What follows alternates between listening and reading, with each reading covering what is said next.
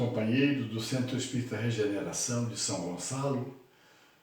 Estamos iniciando a nossa reunião desta segunda-feira, pedindo as bênçãos de Deus, de Jesus e dos bons espíritos, na certeza de que eles estarão conosco, nos inspirando, nos ajudando no aprendizado desta noite. Bom, dando continuidade ao estudo, nós estamos no capítulo 7, Bem-aventurados os pobres de espírito. E o título é Misericordiosos, Mistérios ocultos aos doutos e aos prudentes.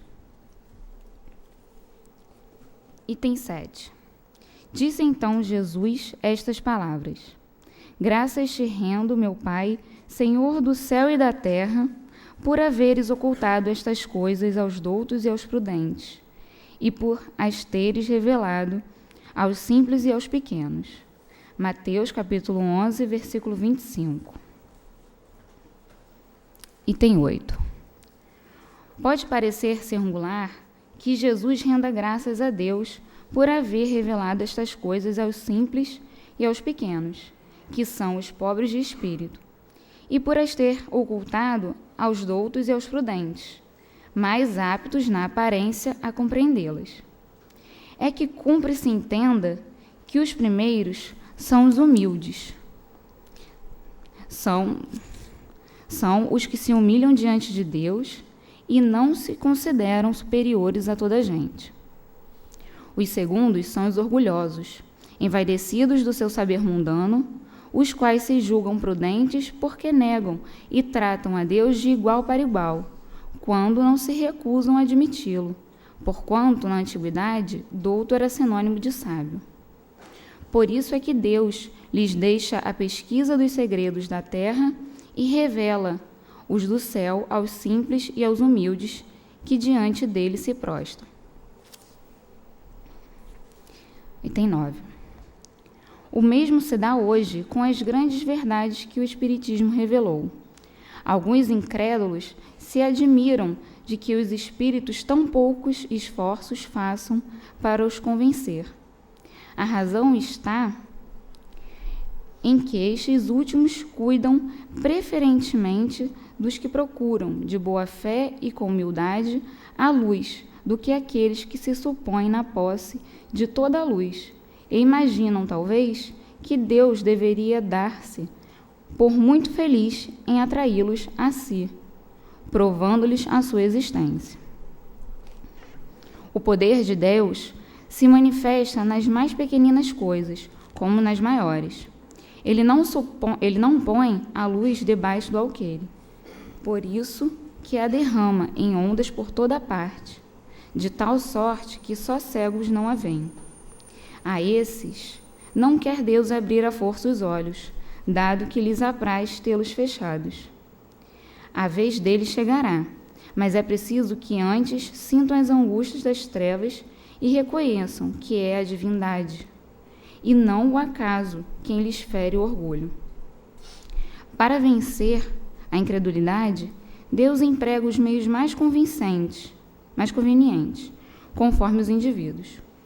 Não é a incredulidade que compete prescrever-lhe o que deve fazer, nem lhe cabe dizer: se me queres convencer, tens de proceder dessa ou daquela maneira, em tal ocasião e não em tal outra, porque esta ocasião é a que mais me convém. Não se espantem, pois os incrédulos de que nem nem Deus, nem os espíritos, que são os executores da sua vontade, se lhes submetam às exigências. Inquiram de si mesmos o que diriam se o último de seus servidores se lembrasse de lhes prescrever, fosse o que fosse.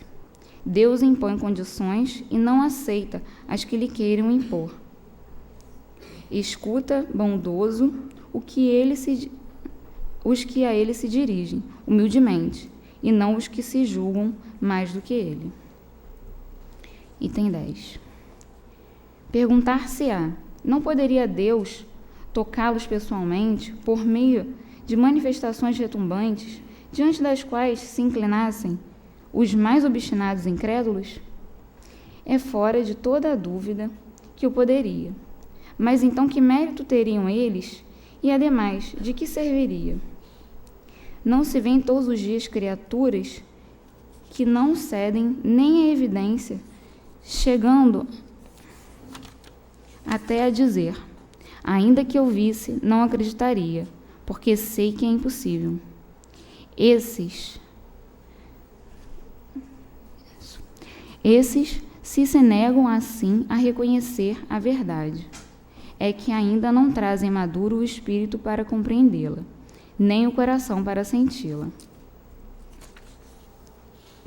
O orgulho é a catarata que lhes estou da vista. De que vale apresentar a luz a um cego? Necessário é que, antes, se lhe destrua a causa do mal. Daí vem que, médico hábil, Deus primeiramente corrige o orgulho. Ele não deixa ao abandono aqueles de seus filhos que se acham perdidos, porquanto sabe que cedo ou tarde os olhos se abrirão. Quer, porém, que isso se dê de moto próprio, quando, vencidos pelos tormentos da incredulidade, eles venham de si mesmos lançar-lhe nos braços e pedir-lhe perdão, quais filhos pródigos. Bom, primeiramente, eu gostaria de esclarecer, caso não tenha ficado muito claro, o que Jesus quis dizer quando ele se referiu a essas coisas. Então, na verdade, ele se referia à palavra de Deus, ao conhecimento da lei divina. E quem são os simples e os pequenos? São os humildes, os que se humilham diante de Deus e não se consideram superiores a toda a gente. E quem são os doutos e os sábios? Conforme o próprio Kardec disse, são os orgulhosos, envaidecidos de seu saber mundano, os quais se julgam prudentes porque negam e tratam Deus de igual para igual, quando não se recusam a admiti-lo, porquanto na antiguidade doutos, como eu disse, era sinônimo de sábio. E aí, a princípio, a gente fica se perguntando por que será que Jesus rendeu graças a Deus por ter ocultado dos sábios essas coisas do céu? Então, será que Jesus foi injusto escolhendo quem ele queria? E aí, para responder essa questão, eu recorri ao Livro dos Espíritos, na questão 619, quando Kardec pergunta: a todos os homens facultou Deus os meios de conhecerem sua lei? E os Espíritos respondem: todos podem conhecê-la, mas nem todos a compreendem. Os homens de bem e os que se decidem a investigá-la são os que melhor a compreendem. Todos, entretanto, a compreenderão um dia, porquanto forçoso é que o progresso se efetue. E aí, na questão 621, ele pergunta: onde está escrita a lei de Deus? E os Espíritos respondem: na consciência. Ou seja, todos os homens, eles podem sim conhecer as leis de Deus, mas só alguns vão conseguir compreendê-las, porque tudo tem seu tempo. E, na verdade, ele escolheu os humildes porque, naquele momento, eles estavam aptos a conhecer, a ter acesso a esse conhecimento sem deturpar. E aí eu recorri também à questão 628. Por que a verdade não foi sempre posta ao alcance de toda a gente? E aí os Espíritos respondem: importa que cada coisa venha a seu tempo. A verdade é como a luz. O homem precisa habituar-se a ela, pouco a pouco. Do contrário, fica deslumbrado. Ou seja, o conhecimento, ele vem de maneira gradual. Quando a gente vai para a escola, a gente começa lá do jardim, depois vai subindo as séries. Num curso de línguas, por exemplo, a gente começa aprendendo algumas palavras. E aí depois a gente já consegue formar frases e ler um livro, por exemplo. A gente não pode pegar o livro todo escrito numa língua que a gente não conhece e querer interpretar aquilo. primeiro a gente precisa de um conhecimento prévio, para aí sim a gente desenvolver um conhecimento um pouco maior. E também que mérito, né, a gente teria se o conhecimento nos fosse dado assim, de graça, de mãos beijadas. Não. Primeiro a gente precisa batalhar, trabalhar para a gente ter o conhecimento. E por isso que a gente também está aqui, estudando no grupo de estudo para adquirir esse conhecimento. E enquanto eu estava pesquisando, eu lembrei da parábola do semeador. Eu vou ler que ela é pequena. Afluindo uma grande multidão e vindo ter com ele gente de todas as cidades, disse-lhe Jesus: por semelhança, saiu o que semeia a semear a sua semente. E ao semeá-la, uma parte caiu junto ao caminho, foi pisada, e as aves do céu a comeram. Outra caiu sobre o pedregulho, onde não havia muita terra. Nasceu depressa, mas logo que saiu o sol, entrou a queimar-se. E como não tinha raiz, secou. Outra caiu entre espinhos, e logo os espinhos que nasceram com ela a afogaram. Outra, finalmente, caiu em boa terra, vingou, cresceu, e alguns grãos deram fruto a 30, outros a 60 e outros a 100 por um. Dito isto, começou a dizer em voz alta: o que tem ouvidos de ouvir, ouça. Então os seus discípulos lhe perguntaram o que queria dizer essa parábola, e ele, explicando-la, lhes respondeu: a semente é a palavra de Deus. A que cai à beira do caminho são aqueles que a ouvem. Mas depois vem o mal e tira a palavra de seus corações, para que não suceda que, crendo, sejam salvos. A que cai no pedregulho significa os que recebem com gosto a palavra, quando a ouvem, mas, não tendo raízes, em sobrevindo a tribulação e a perseguição por causa da palavra, logo se escandalizam e voltam atrás.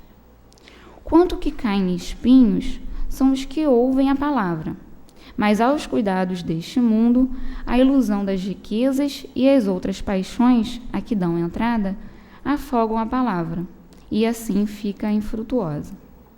Mas a que caem em boa terra são os que, ouvindo a palavra com o coração reto e bom, a retêm e dão fruto com perseverança. Essa passagem está em Mateus, capítulo 13, de 1 a 23, Marcos, capítulo 4, versículos 1 a 20, e Lucas, capítulo 5, de 4 a 15. O que me chamou a atenção foi nessa parte quando ele diz que cai entre os espinhos, que tem muito a ver com a passagem que eu li. Por quê? O que faz com que os homens, estes sábios, não possam ter ainda a capacidade de compreender as leis de Deus? É o orgulho. Como o Kardec já falou lá atrás, porque o orgulho, ele cega. E aí, tanto que ele fala aqui, os que ouvem a palavra, mas aos cuidados deste mundo, a ilusão das riquezas e as outras paixões. E eu recorri a Leon Denis, até está aqui, que de todos os males, ele diz que o orgulho é o mais temível. E a gente fica se perguntando, então, se eles eram sábios, por que ter tanto conhecimento e não utilizá-lo dessa maneira? E aí veio muito a calhar com a Bíblia de hoje. Porque Jesus, ele trouxe a palavra, quem tinha capacidade de compreender, compreendeu e seguiu, e quem não tinha, acabou indo contra o que ele falou. E aí aconteceu o que João já falou hoje. E ainda, Leon Denis, ele diz: o orgulho encobre-nos toda a verdade. Para estudar frutuosamente o universo e suas leis, é necessário, antes de tudo, a simplicidade, a sinceridade, a inteireza do coração e do espírito, virtudes estas desconhecidas ao orgulhoso. É-lhe insuportável que tantos entes e tantas coisas o tornem subalterno. Para si, nada existe além daquilo que está ao seu alcance. Tampouco admite que seu saber e sua compreensão sejam limitados, ou seja, o orgulho destes sábios faria com que eles não conseguissem ouvir e nem enxergar o conhecimento e nem mesmo utilizá-lo da maneira correta como deveria ser. Assim como vermes tragam um belo fruto, assim o orgulho corrompe as obras mais meritórias.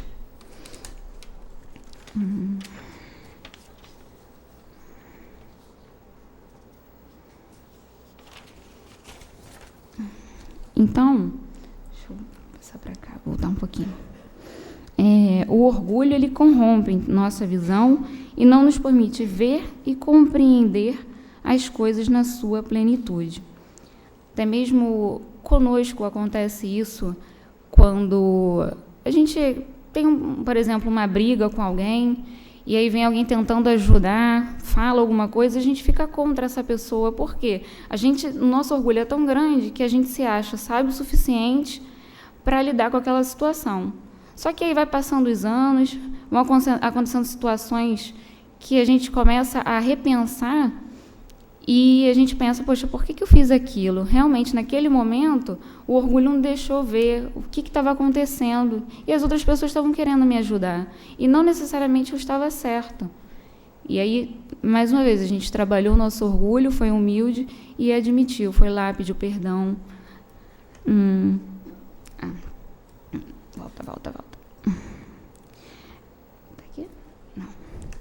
Eu gostaria também de continuar lendo. O orgulho, não está aqui.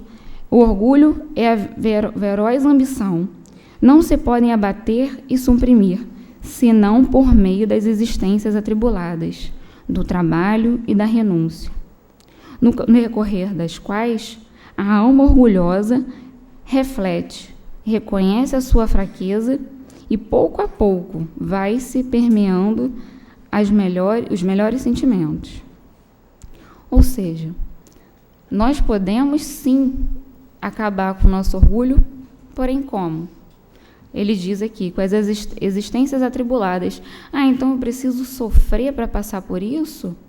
Não, a gente já estudou aqui que o sofrimento é necessário a partir do momento que a gente não consegue mudar a partir de outras formas. Mas o sofrimento, ele é necessário, por exemplo, às vezes a gente surge uma doença, e a gente fica se perguntando, por que isso está acontecendo comigo? Mas eu fui sempre bom. E aí a gente lembra, quando a gente estuda, que o Espiritismo mostra para a gente que pode ter sido dessa vida, causas da existência presente, mas também causas da existência passada.